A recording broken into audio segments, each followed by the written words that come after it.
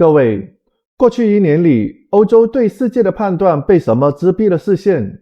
那一定是特朗普的回归、战争的噪声，还有短期政治的戏剧性。但在乔里斯·蒂尔看来，真正决定欧洲安全命运的，并不是这些表层的事件，而是一场已经完成结构性转向的工业与供应链的博弈。这一场变化不只是发生在世界经济中，它已经深度嵌入了国防、医疗、能源和高端制造体系。问题不在于中国是否崛起，而是在于中国如何将工业能力转化为一种可以随时启动的安全工具。在欧洲的讨论中，中国长期被定义为伙伴、竞争者，甚至是制度性对手。但是这种三重定义已经无法解释现实，因为当关键材料、核心零部件、基础工业模块被集中控制的时候，经济问题就不再只是经济的问题，而是安全的问题。从起搏器、无人机到国防工业供应链，中国已经掌握了多个不可替代的构建模块。在关键时刻，它有能力切断供应，并迫使对方在毫无准备的情况下重新评估政策的立场。这不是假设，而是已经被反复测试的现实。这一种战略并非临时起意，早在中国制造2025的序言中，北京就明确写下了这么一句话：没有强大的制造业就没有国家，也没有民族。工业能力从一开始就被视为国家生存的基础，而不是单纯的经济增长工具。当外界还在讨论技术遏制是否有效的时候，中国已经在2025展示出他们在全球产业价值链中的真实位置。在多个关键领域，它的系统能力已经不弱于美国，甚至在部分环节更集中优势。而最重要的是，这一种能力正在被制度化。中国制造的制成品已经占全球总量的 30% 以上。如果欧洲和其他志同道合的国家不改变路线，到了2030年，这一比例有可能会接近 45%。这不只是市场份额的变化，而是全球工业重心的迁移。欧洲面临的风险由此凸显。没有了制造业，就没有支撑防御能力，没有工业基础，威慑就只剩下政治表态。当关键原材料、核心设备和中间品依然依赖着外部供应的时候，安全承诺就会变得空洞。2024年之后，中国开始直接测试这一杠杆，从关键原材料的出口限制到模糊而宽泛的军事最终用户定义，北京正在评估一个现实的问题：在联盟分化、共识减弱的情况下，对单一国家施压究竟可以走多远？而这一种压力已经在欧洲、日本等地凸显。对于部分国家而言，供应链或许不只是贸易文件，而是成为一个谈判工具。取消关税、放松本地的内容要求正在被隐性地摆上桌面，这正是2026的关键所在。中国将判断欧洲是否会在工业依赖面前选择让步，还是与其他国家共同重建一个不再是单点脆弱的制造体系。这不是保护主义与否的问题，而是安全结构是否还存在的问题。在一个工业能力等同于战略能力的时代，如果继续把供应链当作是技术或者成本的问题，那是一种危险的误判。因为中国已经不再隐瞒这一点，而欧洲正站在是否要承认现实的门槛上。那我们看一下视频。China has been mentioned quite a lot already because as a researcher of economic security, mostly focusing on the EU's relations with China, I couldn't help but feel that my main topic of interest was undervalued last year.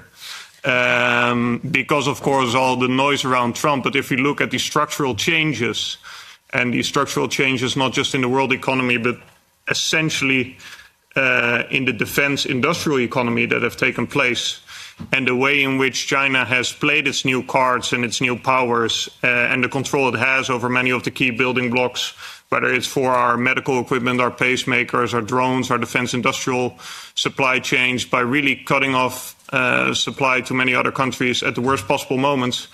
I think China should receive a lot more of our attention. We, of course, know the triple definition, but think tankers before me, and I fully support this, have added to that a fourth definition, which is a security threat. And it's important to see China in that way, and I hope to take you along the journey in the next 5 to 6, 7 minutes on why I think this is the case. And why 2026 is such a pivotal year, because 2025 was the year where China showed that within industrial value chains, it is powerful, and I might say even more powerful than the US. It accomplished a policy reversal in the US in terms of tech containment policy that was really unprecedented. But it used these tools as well to get a lot of concessions on our end. This is long in the making. The Chinese view the world economy and the function of the world economy for their own country completely different from ourselves. This precedes the US pivot to competition. If you go back to 2015 and you look at the preamble of the now famous Made in China 2025 program, it already says there, without a strong manufacturing sector, there is no country, no nation. This is, according to the Chinese, what they wrote in the document, what the history since the Industrial Revolution has shown. If you don't have control over the critical economic inputs that together make up your militaries, that together make up your defense production, that make up your medical production, that make up the production of your energy grids, there is no country, no nation. On the manufacturing space, well, in 2020, Xi Jinping moves beyond that. He says it should be our goal to tighten dependence of international production chains on China. It is in a speech in the beginning of COVID, and he qualifies that by saying, so that we can deter other countries who would otherwise threaten to or cut off supply to China.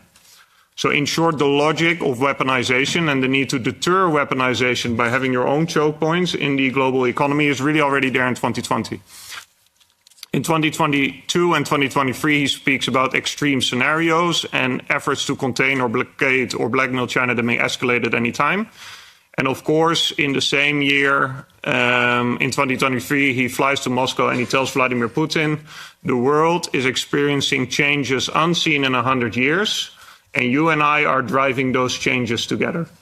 This is after an off year in 2022, where there was a relative rhetorical distance between China and Russia. But this was not just said by Xi Jinping. No, the clip is then broadcasted afterwards. And of course, this year, in the preparation of the 15 five-year plan, not a surprise to many in my field, but the whole thing is about self-reliance again, not just self-reliance, but industrial dominance. And center is overcoming technological breakthroughs. And if the party state says overcoming technological breakthroughs, European companies, especially those in the tech realm, should read this as we're trying to replace you. This is what overcoming technological breakthroughs means. Xi Jinping is trying to build a self-reliant industrial fortress, and by extension making the rest of the world dependent on China in order to keep influence there. And the policies he put in place to do this have really achieved a massive success. China already manufactures more than 30% of all manufactured goods worldwide. According to one UN study, this will be 45% by 2030 if a large block of other countries, including the EU and like-minded partners, don't change course. Well, this is on the building the industrial fortress part. This is something that the European Commission, including with support from the member states, was meant to address in the July meeting.